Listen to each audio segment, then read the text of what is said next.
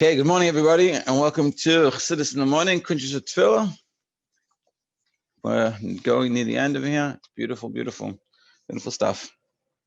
And yeah, Mitzvah Hashem, when we finished, so we'll finish till the end of until Yud, which means we did the full cycle.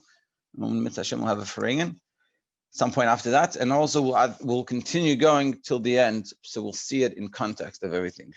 The first time we learned it, well, not necessarily was in the context, but now we have this background information in the context. Okay, so we're on the bottom of page 64. Yeah, and we were discussing, and now that we've understood essentially, we understood this concept of das and how to learn Chassidus in a way that it's relevant to us. So then, and not just thinking about the intellectual concepts of the Maimon, but how it's related to us, meaning realizing what's the forest and not getting caught up in the trees. And so therefore, we discussed in yesterday's class that what happens if you don't do that properly, or when you finish doing that, you meaning you focus a little too much on the trees and not the forest. And in the end you say, so what's the take-home message? So actually what I need to, I've learned that Chassidus needs to be something that I live with, that is living Chassidus. I need to live with them. So what can I live with? So he's saying it's a good step, but it's not the ultimate, because it won't last, long lasting. Meaning it shouldn't be two separate things. One is I learn, and one is there's a take-home message. But it should be a process. Like we talked about learning a shiur in the Rebbe, you could come and turn to the back, turn to the end of the shiur, and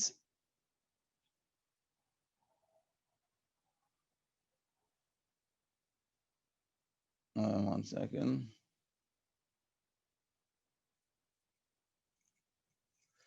You can turn to the end of the shiur and just see what's the take-home message. But it's not gonna affect you as much as the process, as learning it through the shiur. Because there's a reason why the Rebbe didn't just put it in the end. So that process makes it more powerful. And that's having that das. So now within one's reach. So this is beautiful. Today is a very beautiful class. So today is going to talk about, basically you're going to come and say to yourself, listen, I know who I am, I know what I'm holding, and it's not shaykh to me. I'm totally not in the realm, this is not in the realm of my reality. So he's going to come and negate that. Within one's reach. So a person should not wonder, how can he possibly achieve such a lofty level of avodah? So we're going to say to ourselves, how can I reach such a level? Connect to the godly essence in the Chassidus. Like, who am I? Only to an individual who hasn't yet attempted this genuine service does it appear remote and unattainable. So he's saying it only sounds unattainable if you haven't tried. But once you try, you'll see actually it's not that difficult. The schemes of one's yetzer play a part in this too. For not desiring such service, it interjects with a dissenting plaint based on false modesty. So the yetzer hara, it comes in to help you put yourself down and make it sound unattainable, because he doesn't want you to attain it. Because if you do, then your whole life will change, and then suddenly your Judaism will be alive and on fire. You'll be getting up differently in the morning, and you'll be wanting to daven, and you'll start to have the conversation with the yetzer hara and say, "Hey, what are you doing? Who's talking?" So he doesn't want to deal with that. So what does he do? He goes, "How can you possibly, top of 66? How can you possibly aspire to such an exalted service of God, a service that altogether exceeds your spiritual stature? We know where we are. We know where we're holding. You think it's shaykh such a thing? You think you can actually do this? This is it. Look what you did last night. Look what you're going to do the rest of the day. I know you. You're not shaykh to this. Why strive for something beyond yours? Why go to try to reach something that's not even, you're never going to reach there. You're a nobody." This is what the yetzer hara comes and tells us. And he comes and tells us, this book is for Chassidim of the Rebbe Rashab. This book is for people that meditate for an hour. You're going to meditate for an hour? What are you talking about? What are you just fooling yourself? I'll let you read it, but to actually try to apply this, what are you going to apply? You're a nobody. And this is what the yetzer hara comes and tells us, things, b'chulo and etc., things like this. So what is he saying? Truth, however, such service is neither beyond nor distant from a person at all. On the contrary, it is close to anyone who possesses a mind and a heart. It's beautiful. The Rebbe Rashab says the only thing you need, two things. You have a brain, you can think, you have emotions, you feel, good, done. That's all you need. You don't need to be a smart person. You don't need to be a Baal Avodah. You don't need to be on such a high level. You just need a brain and a heart. A person has the ability to concentrate deeply on a concept and to attach himself to it. And we have the ability to connect with the godliness in the Maimon. We can connect it. We can have a feeling for the Maimon. We can have a Judaism full of life and full of emotion. He possesses the strength and capacity to bind himself to the essence of the godliness comprehended by his mind, especially since his supernal kindness. Since in his supernal kindness, meaning in God's supernal kindness, God turns to anyone who truly turns to him. Like we said, I think I also said it before, that you put in the effort, you're going to get. God will be nice. We did say it before in chapter maybe 11, I think it was 11, with the 5 steps, that you ask for Hashem to help and he'll help. You for sure gain.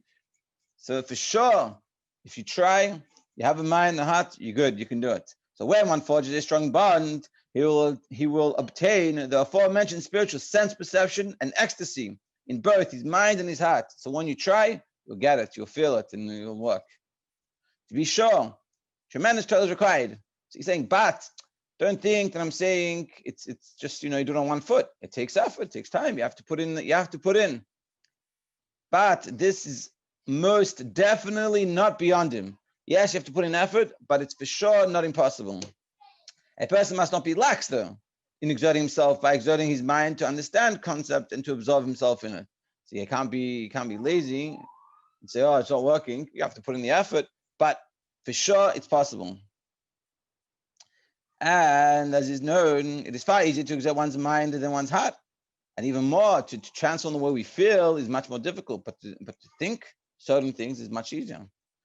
For each and every person possesses control of his mind, as explained in Tanya, in chapters 12 and 17. We have the ability to control our minds, control our thoughts, what we're going to think about.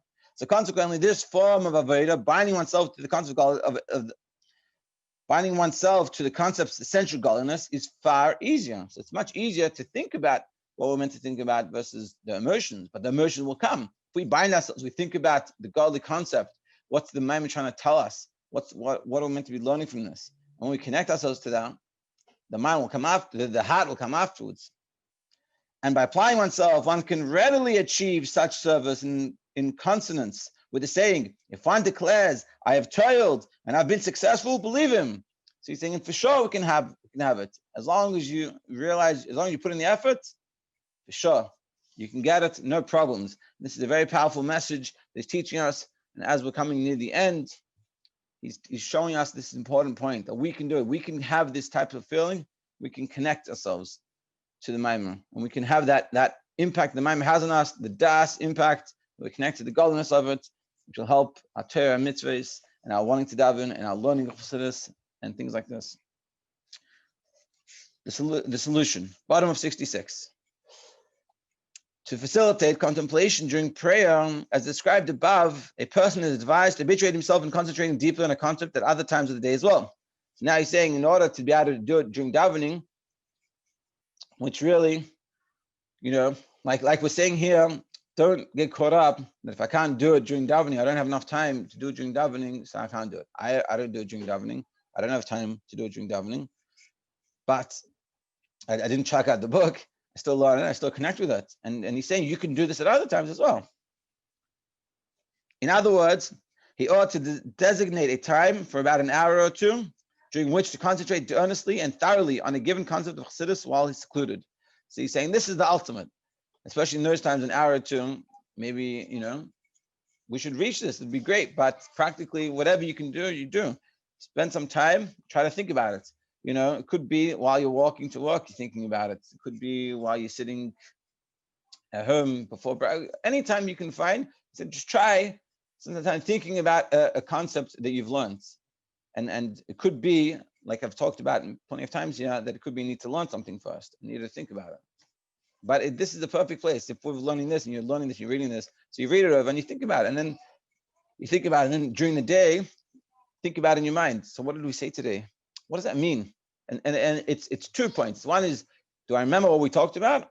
And secondly, more importantly, but you need to do the first, but more importantly is, how does that relate to me? How can I relate that to myself? Top of 68. Over the course of time, after continuous practice, it will be easy for him to prolong his meditation, to concentrate deeply during these prayers. And the more you do it, the easier it will become. In the manner outlined above. The light will then radiate in both his mind and heart, as noted above, and will bring salvation to his soul, as will be discussed later. And it'll help us, it'll transform us. And neshama, our nefesh elokis, will be a lot more alive, be a lot louder, we'll be able to hear it, we'll be able to connect with it, and everything will change. So essentially, just to recap, I'll do the summary. One kind of heartfelt ecstasy is produced by only the contemplative conclusion. Such ecstasy is shallow, and it disappears quickly. Yes, if you're just meditating on the result. So what's the lesson? Oh, the Rebbe says that I should go help another Jew. So let me think about how I can help another Jew.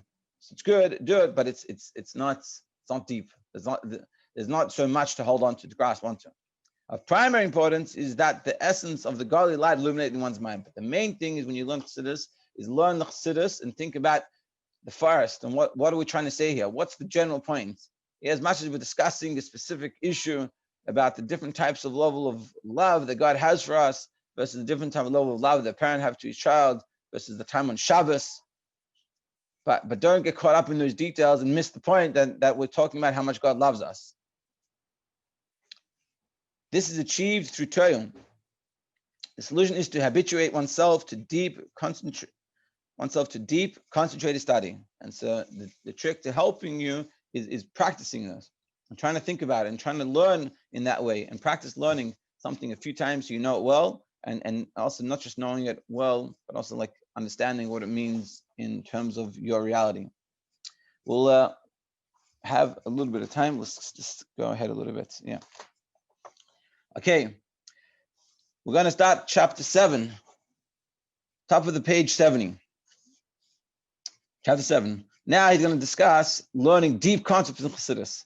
That he's saying you don't need to learn deep concepts, And a lot of times in yeshiva, they learn like these deep memorim of ayin base and samach vav and things like this. But he's saying here, you have to know what you're holding and stick to things that are more practical, simple, that you can relate to. The purpose of Chassidus is not to understand the different levels in Atzilus and different levels in all the world. The purpose of Chassidus is to change us and to work on ourselves, which is chapter 8 he's going to talk about. But that he's saying, take things that you can connect with. Let's see. This chapter negates starting profound subjects. The foregoing is relevant to the malignant malady that has stricken of late many members of Anash. We find that numerous individuals engage in the prodigious study of Chassidus, delving into profound subjects as well, exerting themselves to properly comprehend these matters. So there's people that are trying to learn Chassidus and trying to learn deep concepts of Chassidus. And in theory, it's a nice thing. They're trying to learn Chassidus. But that's what he says. Incorrect studious efforts. Some focus exclusively on esoteric areas, such as the spiritual planes that transcend Atzilus. Some people learning things that are above Atzilus, talking about levels that are above Atzilus, or the quintessence of the infinite light that precedes the Tzimtzum, or they're learning about the level of the light that comes before the Tzimtzum, which is like, deep, high-level concepts and levels in the world. These individuals have no desire to delve into other topics such as creation ex nihilo, that from Malchus, but they don't want to learn things about how the world is created from nothing, from nothingness to something. That from Malchus of Atzilus, that from the Malchus, last level in Atzilus, the godly life force is transmitted to Biyah, or how the life force of Atzilus comes down to all the lower worlds, or Mamalika Almin and Sevikal Almin, or how God fills all the worlds, or how God encompasses all the world, which is something that we can think about and really connect with because we're living in the world. To say nothing regarding the specific levels of Biyah, and they're talking about any levels in Biyah, which is the lower world, which is something that we can a lot more understand and relate to, and the concepts associated with the service of the angels in the recital of Kadosh and Baruch and what the angels are doing, which could help us understand the davening, and the parts of davening talks about this in the brachas, B'shidim, Shema. And when we would daven, we'd be able to think about, wow, what does that really mean? Because we've learned about it.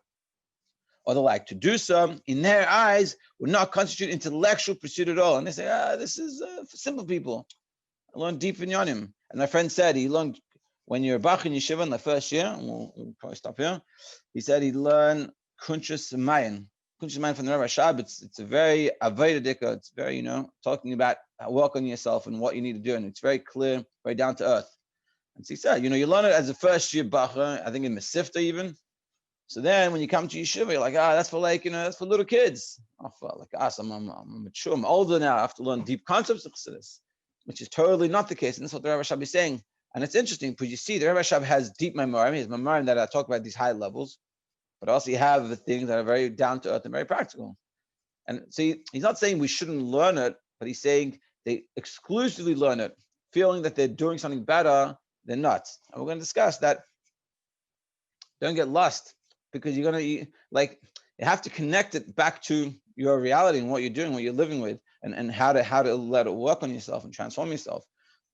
And if if you're always learning these high levels, talking about these high levels, you're not you're not dealing with how it affects itself down here, or how you can relate to it and do something to change yourself or connect to God, then it's a problem.